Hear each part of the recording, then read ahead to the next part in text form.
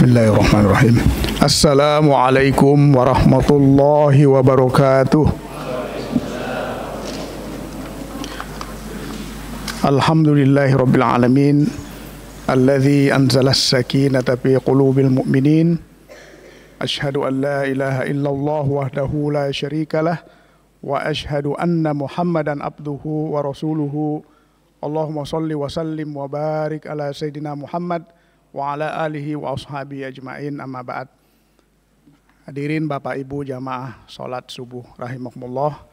Alhamdulillah, mari kita panjatkan puji dan syukur kita kepada Allah Subhanahu wa taala.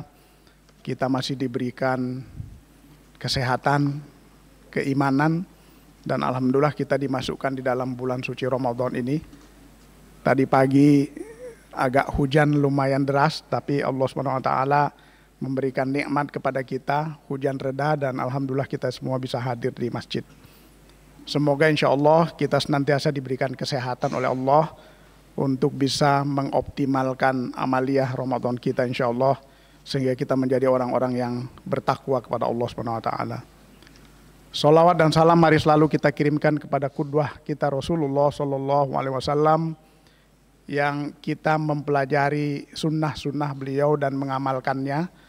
Salah satu insya Allah yang akan kita bahas pada pertemuan kali ini melanjutkan kultum, pembacaan syarah kitab Riyadhus Shalihin. Selama 3 hari ini kita membahas tentang Al-Quran. Pak Kasturin sudah menyampaikan tentang pentingnya kita banyak-banyak membaca Al-Quran. Lalu kemudian Pak Askal kemarin membacakan tentang pentingnya kita mempelajari dan mengajarkan Al-Quran. Dan kemudian insya Allah pada kesempatan ini saya diamanahi untuk membacakan beberapa hadis terkait dengan disunnahkannya kita untuk memperindah suara atau bacaan kita dengan Al-Quran. Dan juga mencari bacaan orang-orang yang suaranya bagus, kemudian kita mendengarkan. Hadirin rahimakumullah, sebelum kita membaca beberapa hadisnya, saya kira kita semua sering mengalami ketika kita menghadiri jamaah yang jahar, suaranya kita dengar, kita bisa membedakan bacaan imam yang suaranya bagus dan mungkin suaranya kurang bagus. Dan Masya Allah, di bulan Ramadan seperti ini kita bisa melihat biasanya jamaah taraweh itu bisa berlama-lama ketika imamnya itu suaranya memang bagus untuk didengar. Jadi bacaannya tartil dengan hukum-hukum tajwid dan suaranya bisa menyentuh hati kita. Nah, ini adalah salah satu hikmah dari sangat dianjurkannya kita membaca Al-Quran ini dengan suara yang baik. Karena memang suara yang baik ini dengan membaca Al-Quran dengan suara yang bagus dapat membuat kita itu interaksinya lebih bagus dengan Al-Quran.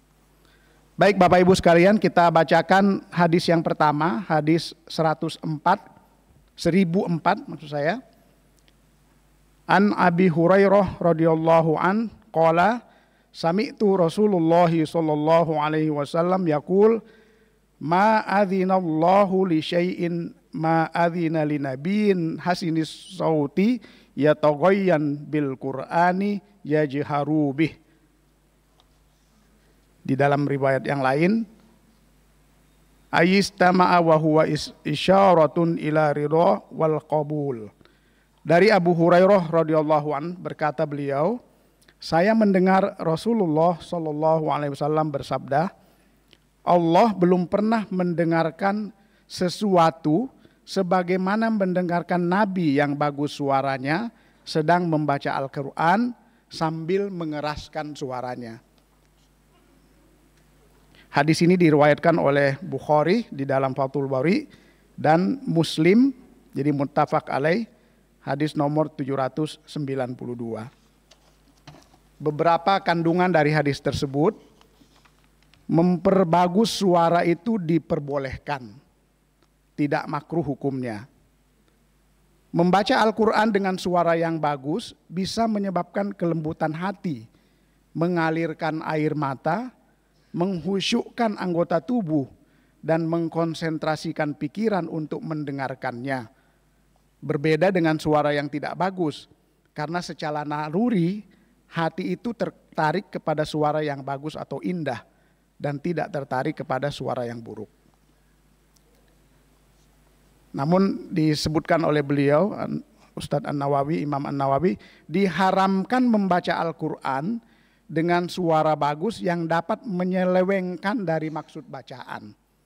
Barang siapa memanjangkan suaranya dan menyelewengkan huruf-huruf dari maksud sebenarnya, sehingga menjadi mirip dengan nyanyian atau lainnya, seperti yang dikerjakan oleh orang-orang yang tak punya malu, kata beliau, maka hukumnya adalah haram.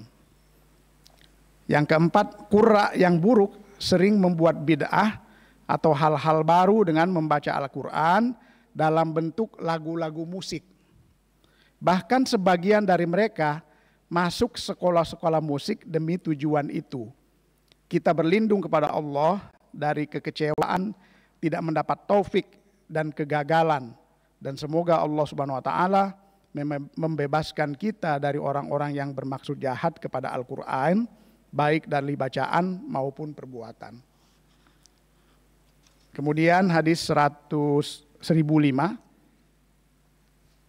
wa an Abi Musa al-Ash'ari radhiyallahu anna Rasulullah sallallahu alaihi wasallam qala laqad utita mismazan min mazamir ila Dawud, yang artinya, dan Abu Musa al-Ash'ari radhiyallahu an berkata bahwasanya Rasulullah sallallahu alaihi wasallam bersabda, kamu telah diberi oleh Allah salah satu mizwar dari mizwar-mizwar Daud.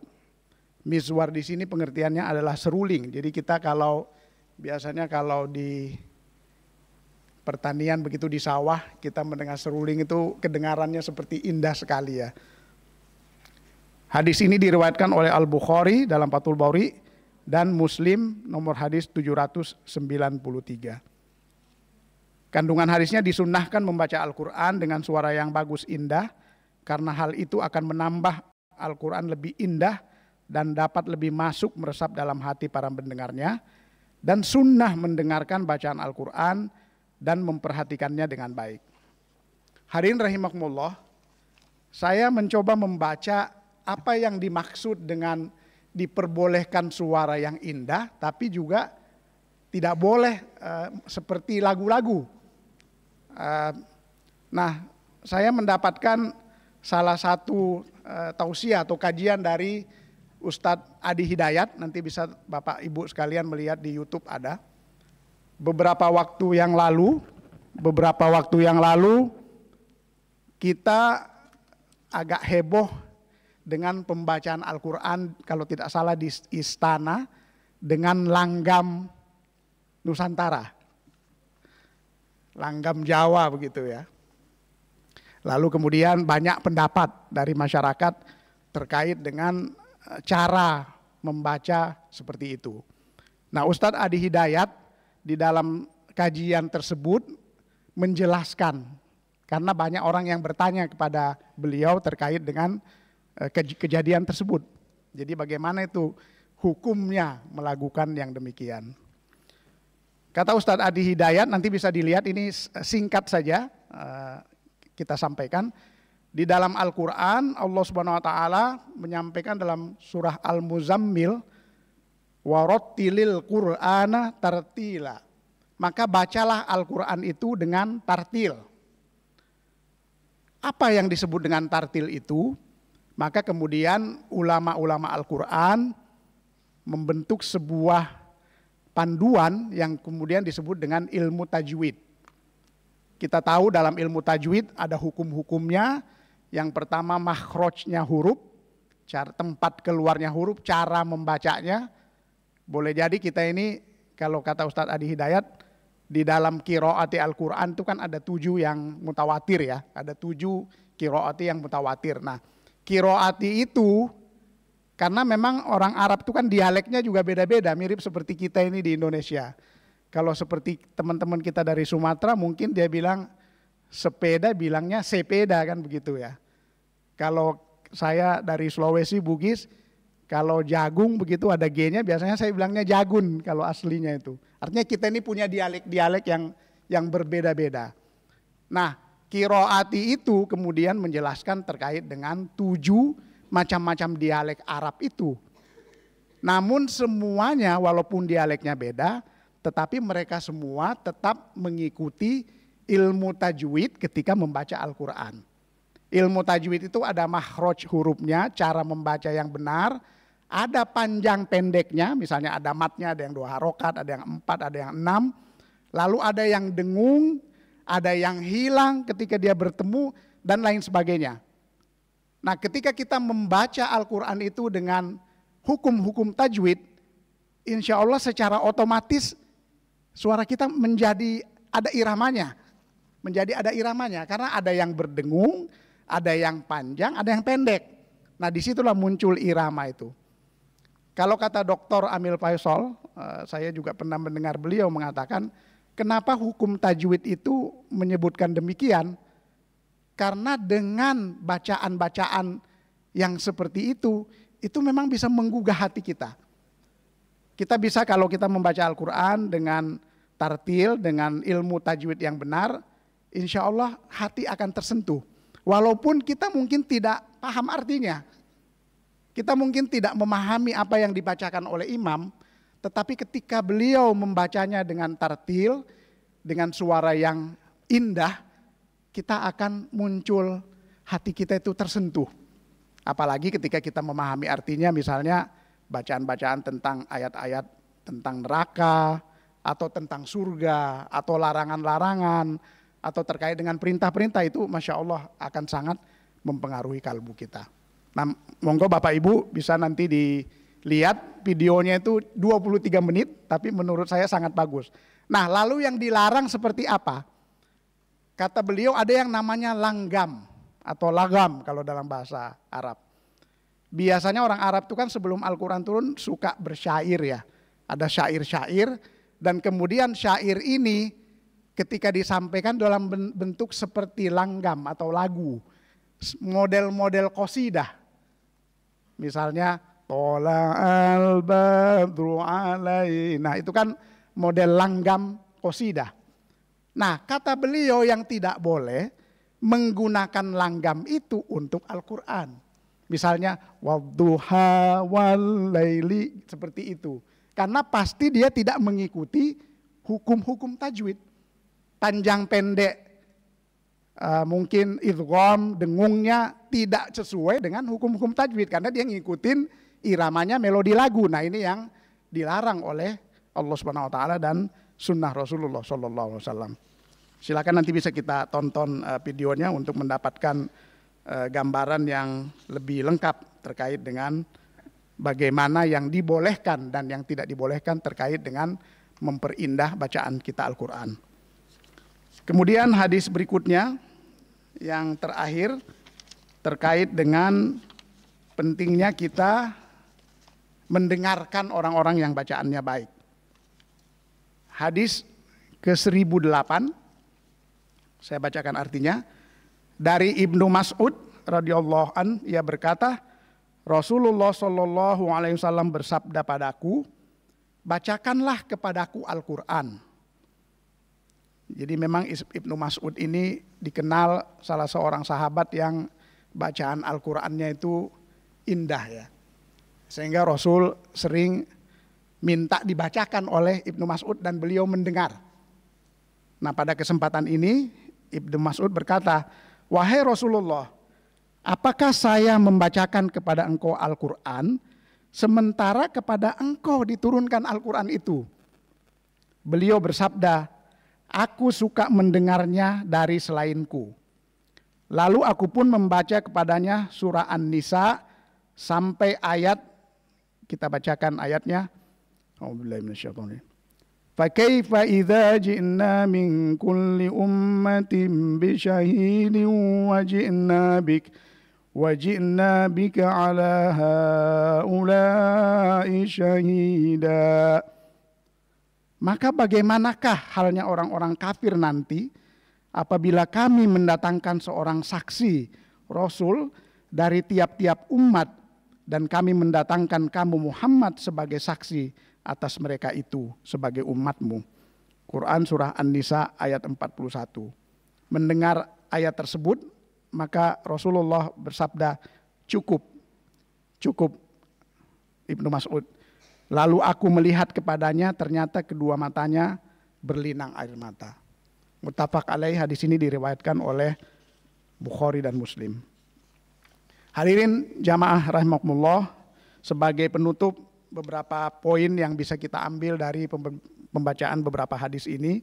Yang pertama adalah bahwa kita perlu memperindah bacaan Al-Quran kita dengan cara mengikuti hukum-hukum tajwid. Oleh karena itu, belajar tajwid memang sesuatu yang menjadi diwajibkan supaya kita bisa membaca Al-Quran itu dengan baik.